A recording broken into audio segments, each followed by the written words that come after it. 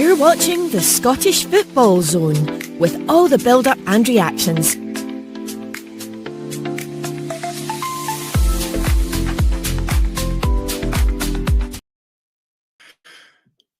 Very good evening to you. Welcome to the Scottish Football Zone. As if I've never been off the Scottish Football Zone, because I was here last night for a double shift as well.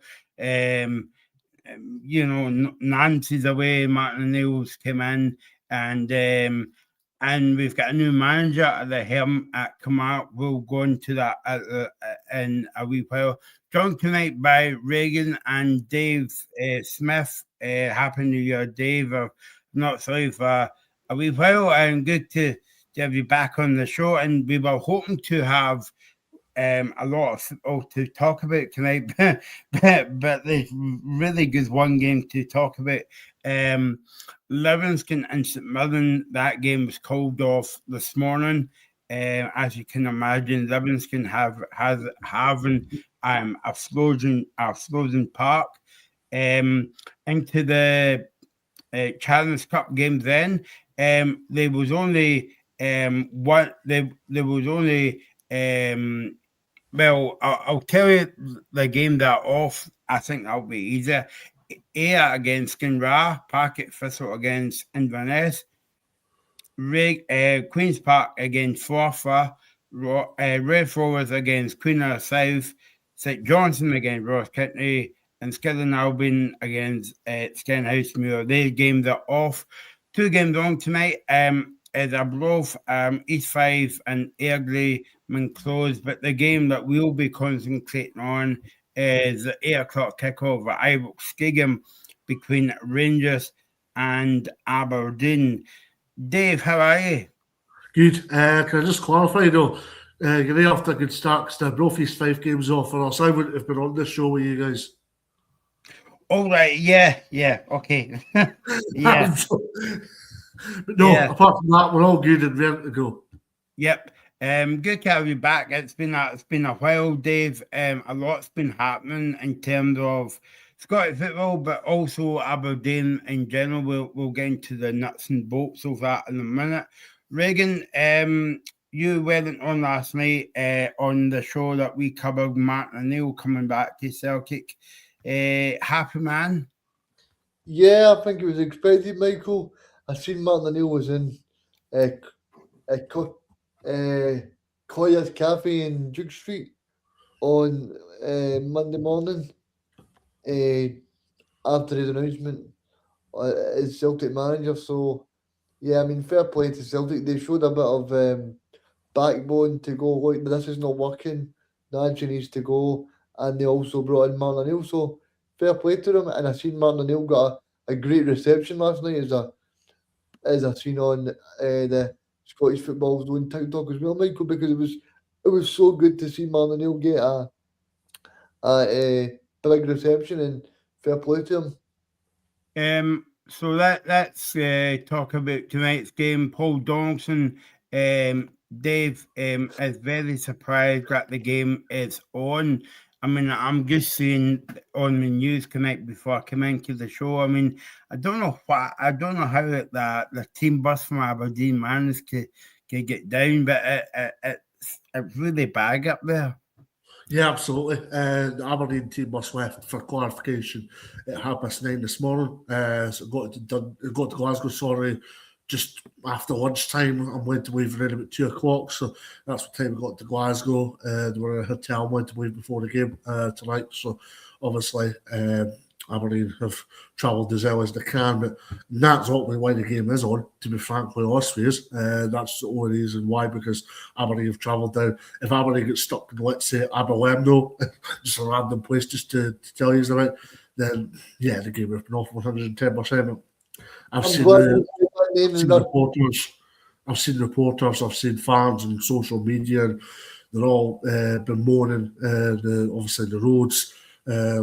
Ryan Kyle, who's from the Press and Journal in Aberdeen, he was like, what if you're travelling down to Glasgow tonight, it's bad between Inverbervie and Lawrence Kirk on the way down to Glasgow. So if you can get past that, you're flying, but if not, then yeah, there is a couple of parts, probably in the first half an hour to 45 minutes of your journey that it's going to be a struggle for Aberdeen fans. But Aberdeen travels down from an Aberdeen persuasion, whether it's Rangers, of course, because there is Aberdeen fans, there is Rangers fans, and there is Aberdeen fans as well that will be travelling down. Hats off to you all if you're travelling down tonight.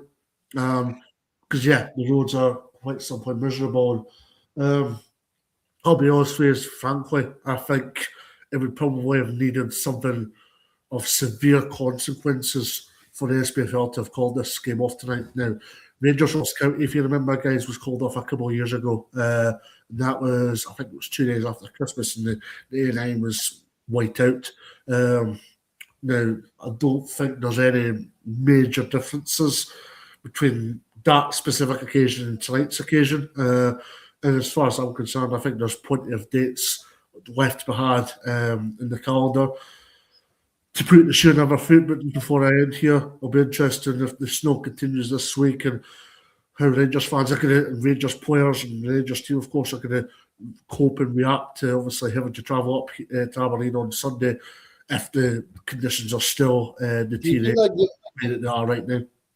Do you think if that game was up in Aberdeen then, do you think it would go, the match would have went ahead tonight because shoes on the other foot? I don't think. Well, I don't think under Cyril Heaton would have allowed the game to go ahead. However, Aberdeen have been on Twitter the last few days, for example, saying that the ticket office at Pittodrie and Cormac Park, where Aberdeen train, has been shut for the last few days.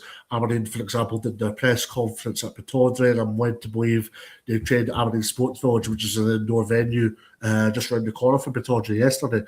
So, in terms of preparations, it's far from ideal.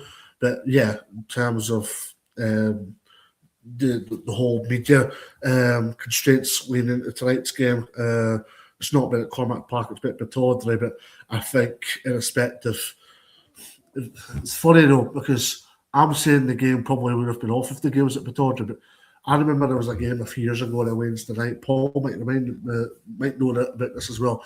I think it was Aberdeen Motherwell, Neil Warnock. I think it was Aberdeen against Motherwell. It was 3-3. Right? Aye, right. And it was icy as hell on the pavements at Pittodrie before the game, yet the game still went ahead, simply because it was nowhere near the magnitude of the conditions that we've got tonight, basically. So I believe that you've got the team news, Dave, for tonight's game at Ibrox between Rangers and Aberdeen. By the way, that's live on Sky. That's why it's at 8 o'clock kickoff. Yeah, I've been doing my homework. That actually just went out just before we started recording here. So Rangers line up as follows: Butland, Tavernier, Fernandez, Suter, Meghoma, Barron, Raskin, Diomande, Moore, Kasama and Chamiti. And Aberdeen line up as follows: Mitov, Devlin, Noster, Milne, Gyamfi, if that's how I've pronounced it, Shere, Kjartsen, Polvara, Bilalovic, Armstrong and Nisbet. By the way, can I just make the point here? Lutz Pitzfanio has been on Red TV in the last 24 hours saying he wants to sign more Scottish players. Thank God, because that's a hard job to pronounce those players. Before we get into talking about Rangers and the Derby one at the weekend, Dave, I want to get your opinion. I know that we spoke yesterday on the phone, but I wanted to get your opinion about Jimmy Tallinn getting this getting sacked, and do you think he kind of had hung about too long, or do you think he would have been away if Aberdeen didn't win the Scottish Cup last season? I think there's an element of both, to be honest with you. I think he'd have been away far earlier than he did had he not won the Scottish Cup. I think he would probably have gotten until October time had he not won the Scottish Cup. Quite simply because he deserved a wee bit of time. You remember this time last year, he had a dip in form. That you've got to remember they had a strong start to last season. It dipped. It slowly came back prior to that final, and then obviously won the final. And and then this season, did not start well at all. But I think it was the fact that obviously he won the cup was the reason why he was kept in charge.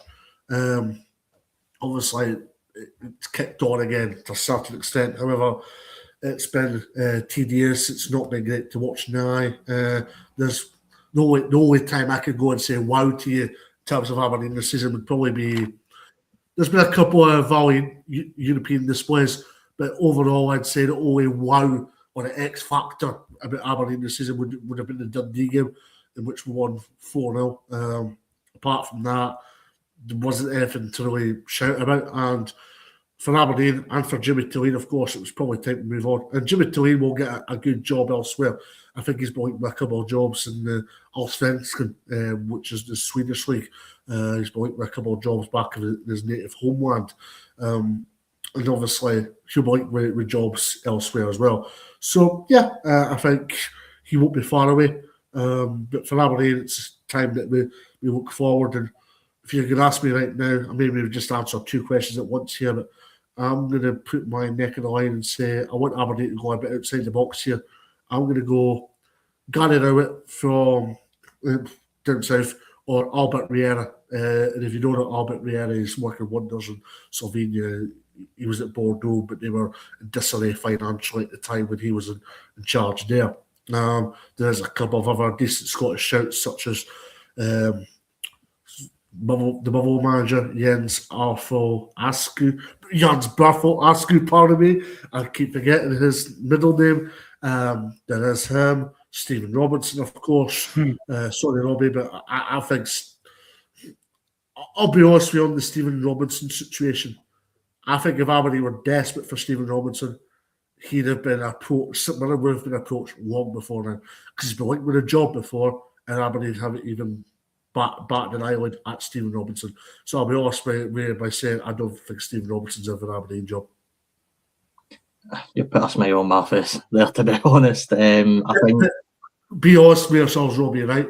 I know Stephen Robinson won the cup with St Mirren recently, right? But all at the same time, his managerial pedigree has not just changed just because he won the cup against Celtic.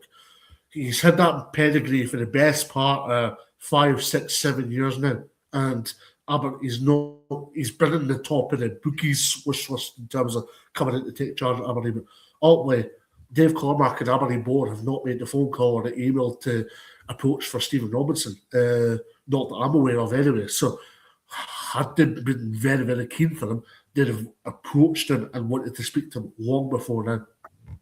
Stephen as an Aberdeen manager, in my eyes, he's a very good manager. He's very good at the style he plays. He's very good at setting teams like us and Motherwell up. See Aberdeen fans or Aberdeen board wanting that type of style at Pittodrie. I don't particularly think so. I think Aberdeen are much more suited to wanting the ball and wanting to play attacking football and go at teams. I don't think Robinson's going to give you that. I don't think it's going to happen either, mate. I'll be honest. As far as I'm aware, Robinson's very happy to see you at the season, which, of course, me and every other Sunderland fan's happy about. But you know, I wouldn't exactly blame him for jumping ship and going to Aberdeen and taking that opportunity. It's an opportunity I remember Jim Goodwin took a few years ago. Of course, that didn't exactly work out in the best of terms, but I don't know about Robinson. I don't see him taking it, to be honest.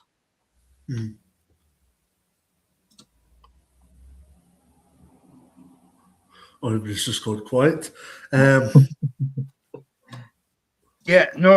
was just going to say, and ask for I'll make this point to you as well, Dave, last night, that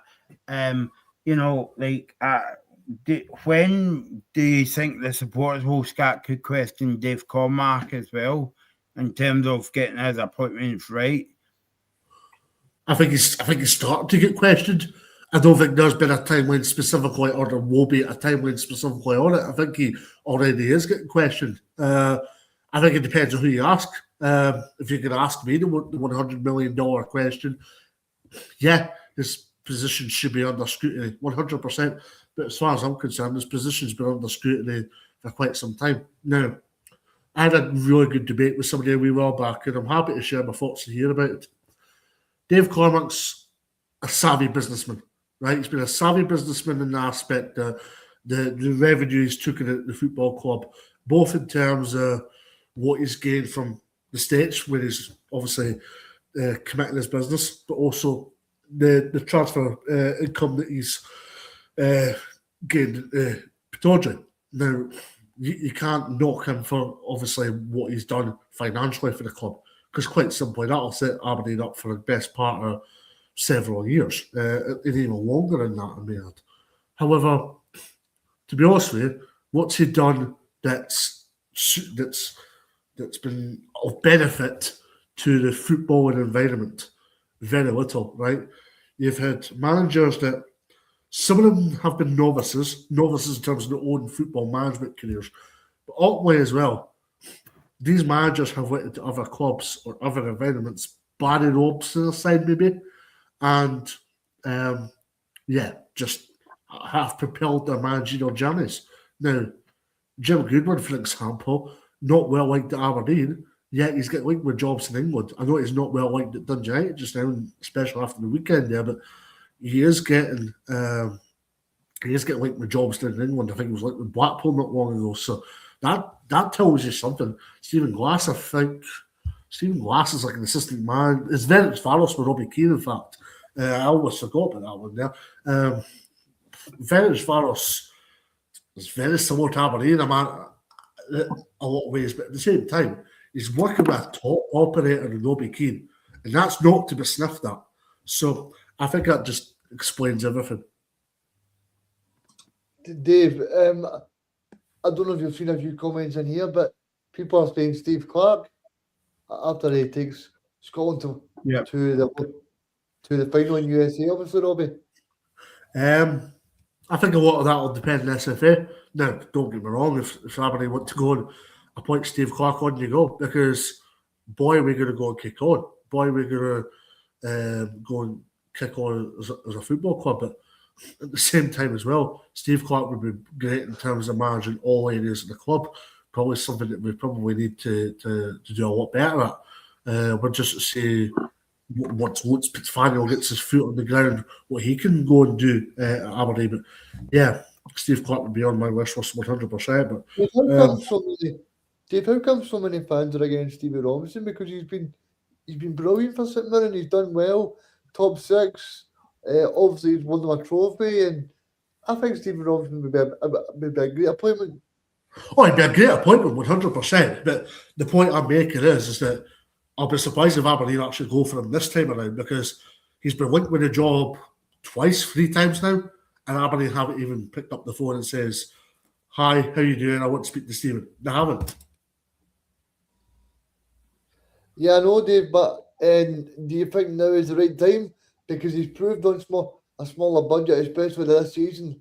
And I know that everybody... I'm a big believer in work ethic terminology. Sorry for the fancy words here, but I'm a big believer that you don't know until you try. The Jim Goodwin situation was that don't know until you try it. You can argue similar pardon me, to obviously Stephen Robinson. See, but that's a bad thing, because surely then Aberdeen fans and Aberdeen board are just being a little bit stubborn because it went wrong with obviously Jim as well. Because you can't just compare Stephen Robinson and Jim Goodwin, because they're two separate managers. Oh, they're two separate managers, 100%. Jim Goodwin's good in terms of he's quite pragmatic, he's quite organised. He doesn't play a beautiful style of football, but he plays a style of football that is, how do you describe it? What I'm trying to get at, it's not turgid, but at the same time, it's not excellent either. It's probably Stephen Robinson, he manages to get the best out of the players he's got. And that would be the big thing for me. At Motherwell, it's pennies, the budget. It's pennies. The 10th highest budget in the Scottish Premiership right now at this minute of time, I believe. St Mirren are probably, budget-wise, is probably parallel to Motherwell in that regard. So with Aberdeen, he would get back to the board. And also, the one thing I would find with Stephen Robinson is he would flourish and he would get the most out of the attacking players that are there. That Thielman's grand plan was to try and get as much attackers in the park and try and be a force to be reckoned with. Now, a lot of why Aberdeen resurrected their form was because Jimmy Tulane went away from what his usual style of football was, and he didn't enjoy that. He didn't enjoy that one bit. Well, I've actually just answered your question right there, Graham. Why did it go wrong? Because Jimmy Tulane was quite stubborn in terms of how he played, and he went, when I say that resurrected pick-up in form, that was primarily down to the fact that he changed the style because it quite simply wasn't working. Now, that's not the setup, and that wasn't the system that, that's not the system that fits Tulane personally. And that's the big job for Lutz Fitzfaniel now. He needs to. A lot of Aberdeen fans are buzzing because it feels like a step up from Stephen Gunn.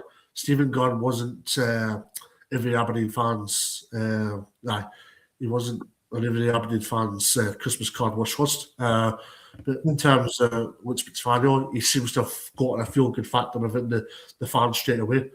This is a big one for him because it was his first managerial appointment. And you only get that buzz for so long, depending on the management appointments you make. But just to see if he stays in Scotland or goes abroad. And I agree with what Paul Donaldson said here. He doesn't fit in with Dave Cormack's vision, basically. Cormack wants us to be entertaining on the eye. He wants us to be on the front foot. And that's to a certain extent to answer both of your questions, Graham and Paul, why Thielen didn't work out in the end. Because, there was to a certain extent a purpose, but at the same time, as I alluded to, it was quite turgid to watch and not great from an Aberdeen fan point of view. Sorry.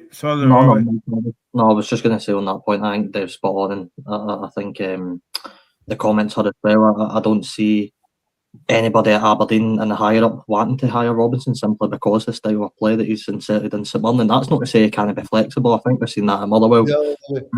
He was prone to playing a 4-2-3-1 there. So, he can switch the way he plays, but I just don't see it being Aberdeen. I think if Aberdeen were looking at any Northern Ireland manager, it would be Michael O'Neill, to be honest, rather than Robinson. I don't think they'll be buy it. What I will say is I think Robertson would be better suited for Hearts. I'm not saying McInnes is away for 1 minute, but you look at Derek McInnes and what he's done. I think, I'm not saying that they're the same type of personalities, but what I would say is I feel like Stephen Robinson, with the way Hearts are as a football club and the structure behind it and everything along that, it does feel like there's parallels there. If Stephen Robinson was to get approached by Hearts randomly, there'd be more chance of Bowie Snow right this minute in time with Hearts. I agree with you. I think the Aberdeen fans have got more of an expectation of playing better football than Hearts. It's no disrespect to Hearts, but I just think that I think the way Derek plays has been I think it's been very effective, but I don't think it's been the most attractive football this season. I think they're just managing to get the job done. No, 100%. Before we move on to talk about the game in question tonight, Dave, I know that we're talking about managers and all that as well. I think I made this point ages ago, and maybe to you as well. Ian McIntosh on YouTube, thanks for watching. He's basically saying, I thought Aberdeen pulled the plug on Barry Robson too early. But at the same time, when you look at take into consideration Kilmarnock 3-0, for example, that annoyed a lot of Aberdeen fans that day. Again, Barry Robson had his moments, he had his good moments, but he was starting to annoy a lot of Aberdeen fans, and that was annoying a lot of people. Aberdeen, as Robbie's alluded to, they want to see a manager that's going to play in the front foot, that's going to be entertaining, that's going to play with a purpose. When you look at Aberdeen's team tonight, for example, there's a lot of players in that team. That they're not a laborious team. They're not a team that's going to be patient and wait they're going to be a team that wants to just go and attack with pragmatism, 100%, of course. But that's where the likes of Robson's got it wrong, Goodwin's got it wrong, Glass to a certain extent got it wrong, Jimmy Tulleen to a certain extent has got it wrong. For Aberdeen to get any sort of tangible success under this current team, it's going to have to be somebody that's quite simply going to want to go work with forward-thinking players, players that like to go and attack. Because when you look at the mastermind of Aberdeen's team, there's not a lot of defensive-minded players in the team, Shinnie and Nielsen, but then the latter isn't exactly every Aberdeen fan's cup of tea. So, yeah, it's a fascinating one, 100%. See, in terms of Graham's point as well, do you think that obviously Peter Levin's in there a chance? Because all his Aberdeen fans just thinking, well, he's been involved with Jimmy Tulleen, he's going to play the same kind of boring football, or... I think it's a good addition period. I think it's a good addition period for Peter Levin to see what he's actually capable of, but not just in terms of trying to get an Aberdeen job. I think it's a good addition period in terms of trying to get another job, because obviously Peter Levin is like with St Johnstone and Rafe Rovers jobs. And I think he was like with Kilmarnock prior to them appointing Neil McCann today. So it shows that he's well respected within the doors, the corridors at Pittodrie. But will he get the job? I'll be honest with you. This is where Dave Cormack's arrogance, that's the big word I feel here, arrogance will kick in. He probably feels that Peter Levin's not too big a name for the job, if you know what I mean. I feel he's got the capabilities, credentials to take the job, but probably Dave Cormack's eyes, he probably feels like he doesn't have everything to appoint Peter Levin. He probably wants somebody a lot higher profile, because let's be frank with ourselves here, guys. That's what 6 managers under Cormack's tutelage. Neither of them have worked. So he's not going to go and just put in a young manager, a young inexperienced manager for the sake of it. Sorry, Dave, I just want to pop back to you on that, because I disagree with you. Surely if Jimmy's won your trophy, surely that's worked. Because I know you're saying it's not worked in that, but that's what Dave brought. Well, it's worked in terms of the Scottish Cup, yeah. He brought him in to win trophies. He's done it. But you know Aberdeen Football Club, Regan, they're fickle. It's not great at all. To answer Paul Dalton's question, I think Nielsen will be away. What's McFarnell's interview was quite touching, because it feels like there'll be several players away, because the squad needs diminished, but ultimately there's a lot of good players out of one that probably need a chance, including Finlay Marshall at Broth at the minute. I'd be interested to see how he gets on in the number 6 role if given a chance by either Levin or indeed any prosperous Aberdeen manager moving forward. Yeah, Dave, in terms of Graham's point again there, do you need to go back to someone in Scottish football as well? What would you make of that? The point is that who is there that's going to tick every box for Aberdeen? There's not a lot. There's not a lot of managers out there that know Scottish football. Aberdeen fans are a difficult bunch to please, from what I'm led to believe. No, 100%. No, totally. But I'm not saying that I'm not a hard to please type of guy, but they probably, they maybe need somebody that knows about Scottish football, but ultimately, who's out there that's going to tick every box that has managed the best part of 100, 150 Scottish Premiership games? If you're going down that approach, you're going for Stephen Robinson, ultimately. Derek McInnes as well, obviously, but I can't see the latter happening. And if the latter was to happen, I don't think it would go down too well with Cormack's in terms of what his legacy. That's the better word to use here. So, it's going to be an interesting one. But I don't read into. Sorry, there. I was just to say I don't read into who the bookies pick and all that. I believe they'll be Aberdeen. They'll be recruiting their own managers. They'll be looking at to tick every box, and But one name that stood out to me, as I mentioned earlier, Michael O'Neill, the Northern Ireland boss. Now, I don't know what it would take to get him away for the job, but he's vastly. For me would be the one that would tick all the boxes for me. I think that would be a very sensible appointment. Again, I don't know what it would take to get him away for that job and stuff like that, but it'd be a very sensible appointment. I don't think he will leave because he's known a player, probably. I know he's going to play up against Germany or somebody big anyway, innit? But he's not going to get through, but I don't think he would take that chance, to be honest with you. So, I think we'll come back to this at the weekend. That's no right conversation, that. Yeah. Let's move on to... I think from talking to Dave and talking to all the people on the show tonight, I think what we can definitely say is the Aberdeen fans are a hard bunch to please. Yeah, no, exactly. God knows what they're saying about the snow as well, you know. But let's move on to the game at Ibrox tonight. Aberdeen against Rangers. Robbie, what are you expecting back for Rangers? Are you expecting them to be buoyant after going to Parkhead Saturday and basically playing well in the second half and get all 3 points? Look, Rangers need to get it right, and you know how many times I've come on the show in the last few weeks, and Hearts have won a big game and went, all right, they've won that, but they need to continue that and go and win the next week, and that's what it's kind of like for Rangers. Rangers won at the weekend in that big game away at Celtic Park. Now they need to continue that into Aberdeen, and of course it's a double header against Aberdeen as well. So, and you know, I do suspect both games at Ibrox and Pittodrie will be slightly different. You know, just in terms of the atmosphere and stuff like that.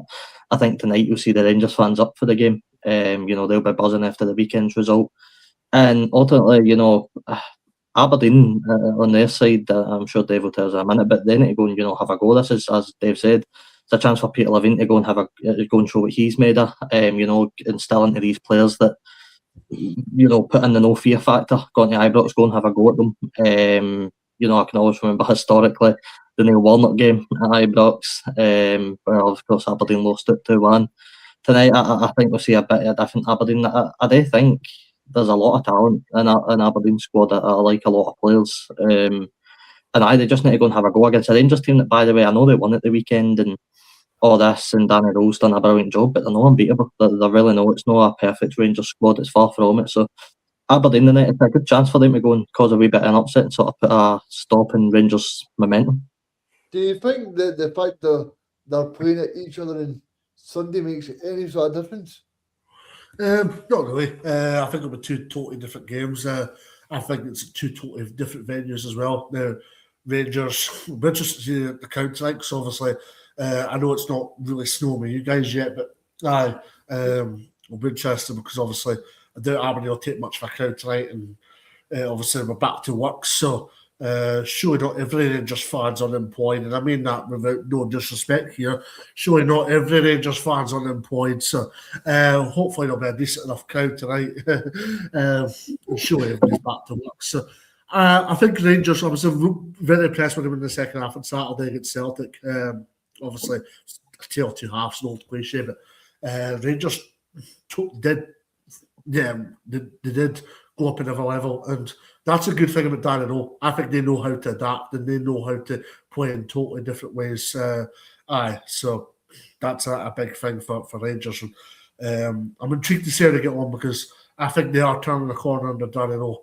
Is he the perfect Rangers manager? No. However, I feel like he's getting the best out of a team that, quite simply, let's be frank here, they're not good enough to beat that club, and they probably don't have enough of a structure for them to go to that next level. And we'll have this conversation next season. The conversation will take place next season where we're speaking about European competitions and Celtic and Rangers in it.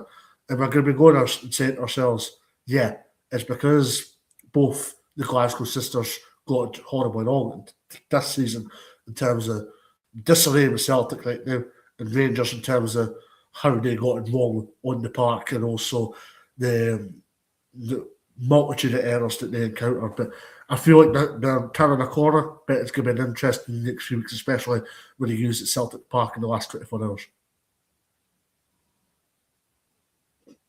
Yeah, I think it will be interesting. I suppose the big thing for Rangers, though, guys, is I think people like Mikey Moore is going to be full of self-belief after playing okay against Celtic. But I mean, Schmeichel's got to do better for that for the third one he scores. But I mean, Mikey Moore's actually done pretty well the last few weeks. He was a player. Sorry, Robbie. I'll let you come back in a minute. I'll touch on this very briefly. Mikey Moore was a player that quite simply was told he wasn't good enough under Russell Martin. It's funny what a new manager could do to you, because he's came in a totally different player. I think it was just the fact that Russell Martin just wasn't a very good manager. But honestly, don't know how Rangers have managed to pull off Mikey Moore, because Mikey Moore was sort of, I don't know if you guys really know this, but he was sort of tailored as a kind of wonder kid on like Football Manager, and also like even if you look at last season, I mean, he still played a lot of matches under Ange Postecoglou last season. Regan, it still is. If you listen to Tottenham fans, some Tottenham fans this season have been wanting them back, and they're in the Tottenham team, so that shows how much they have. But I wanted to ask you, with the Aberdeen team travelling to Ibrox, you look at Guy Kane and Belazovic that you've got in the team tonight, and a few others, the sort of younger players, if you will. How do you think they'll suit this sort of game? Because I can imagine it's pretty tough being a player going away to Ibrox, especially when everything's against you. The form that Rangers have been on has undoubtedly been good. So what do you think Peter Levin will be installing into the players tonight? It's a good question, because I'm having flashbacks in my brain from the last time he was in charge. And Tio, as you guys understand, is quite a pragmatic style of football. He's quite patient. He's quite laborious, as I touched upon earlier in the show. The thing we're leaving, and Aberdeen got a lot of joy with this. It was like Sir Jack McKenzie. They got him on the ball forward in a good advanced. They kind of played, if I remember correctly, 3 with the 2 wing backs, which is a good modern football formation. They managed to get a lot of joy out of the likes of Jack McKenzie. Midfield-wise, they got a lot of joy out of him. I think it was Connor Barnes last season, prior to going to Rangers at that point, and he excelled, if I remember correctly. Who else was in that team? I think Miovski was still there as well.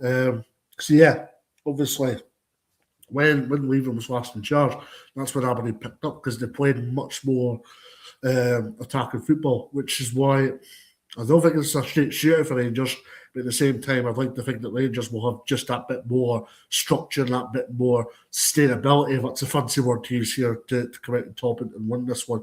I'm going to answer Graham Duffy's question, by the way, about Leighton Clarkson.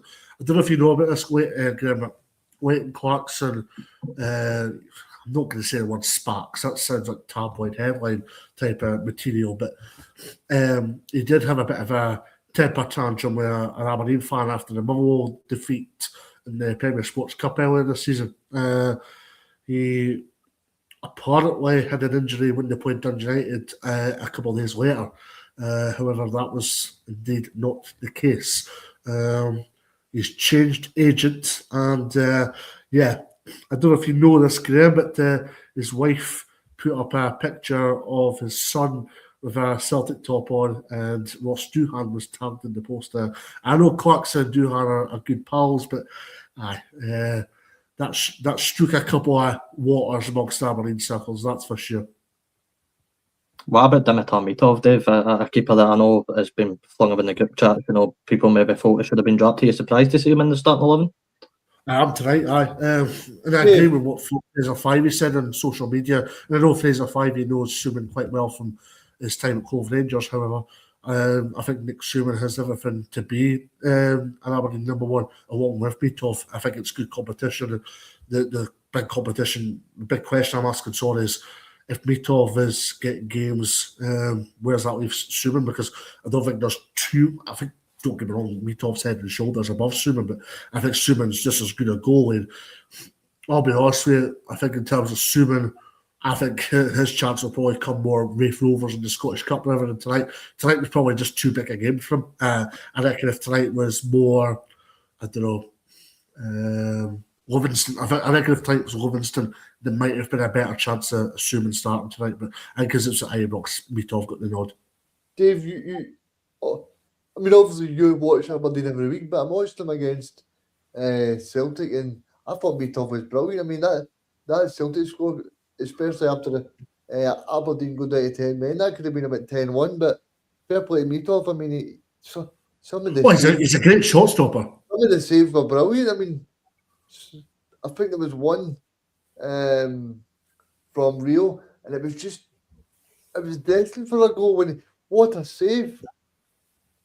Yeah, You know? although I am away to go and slap myself in the face because I say he's a good shot stopper, and he does that against Hibs last Tuesday. He does that against Hibs last Tuesday. So yeah, but then as a manager and as a man manager, you need to be putting faith in your players when they are delivering errors. There was also another error. What game was it again? Was it St Mirren? Was it St Mirren? Do you know how the cross came in and he dropped the cross? Was that St Mirren? I think so. I think he did have one against us, if I can remember, in Pittodrie. Aye. In that game, aye. I think Mitov, he just looks like a goalkeeper that's a bit lacking in confidence. You know, as goalkeepers, it's alright these days being a good shot stopper, but you know, with all that the goalkeeper roles advanced early years, you know, you need to be good at commanding your box, being that sort of goalkeeper that can really step up. And you know, if you're low in confidence, it can become a really hard game, especially with the likes of travelling away to Ibrox. You know, he's going to be in for a lot of balls into the box tonight, I'd imagine. Dave, do you think the fact that obviously Rangers have just feel like they've come off a derby win, if Aberdeen get through the first half and they kind of see it through, then hopefully they can grow into the game? Is that the way Aberdeen fans see it? 100%. For Aberdeen, they just need to show a wee bit of resilience in the opening exchanges of the match. But for Rangers, I'll be interested to see how they come at it. Because you've got to remember, I know Rangers were excellent for 45 minutes on Saturday, but at the same time, I don't think Rangers have been firing on all cylinders. I'm expecting Rangers to go win this game tonight.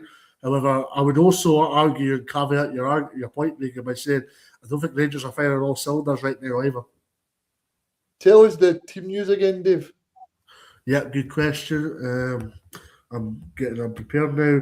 So Rangers line up as follows: Butland, Tavernier, Fernandez, Suter, Meghoma, Barron, Raskin, Diomande, Moore, Kasama and Sharmiti. And Aberdeen start as Mitov, Devlin, Noster, Milne, Gamfi, Shinnie, Jackson, Polvara, Milanovic, Armstrong and Nisbet. There you go. That's a team news tonight from Ibrox. I was just going to ask Dave a final question. I know Aberdeen have not been doing so well the past few weeks, but do you think Nisbet is still? Do you think Nisbet's still thinking about that Scotland call up? Because I've got to admit, I've not been impressed with. I was about to say Jeff Hurst there, but I've not been impressed with. I can't remember the guy's name. It's no Jeff Hurst. Somebody help me out. I'll answer your question. I don't think Nisbet will get to the Scotland squad for the World Cup in the summer.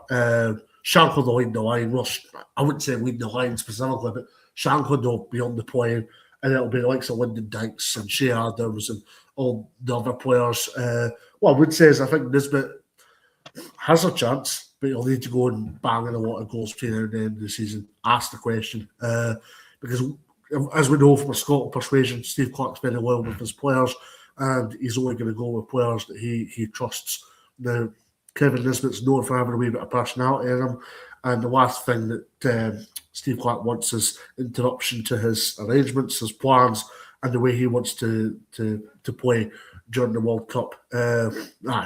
He would have to go and be Bojan, Adam Rooney level in the last few months of the season in order to even be asking the question, and I doubt that's going to happen. Reagan, it's George Huss, by the way, no Jeff. George Masai. I knew it was a Huss. It definitely was the Jeff because he's about what he is, but it's not him. There you go. So before we go, we'll be back at 10 o'clock to look back on the Rangers Aberdeen game at Ibrox Stadium. What's your predictions for this game? This is the best bits. This is the best bit of the show, Dave, because we always get it wrong every week. But anyway, bet responsibly. That's what I say.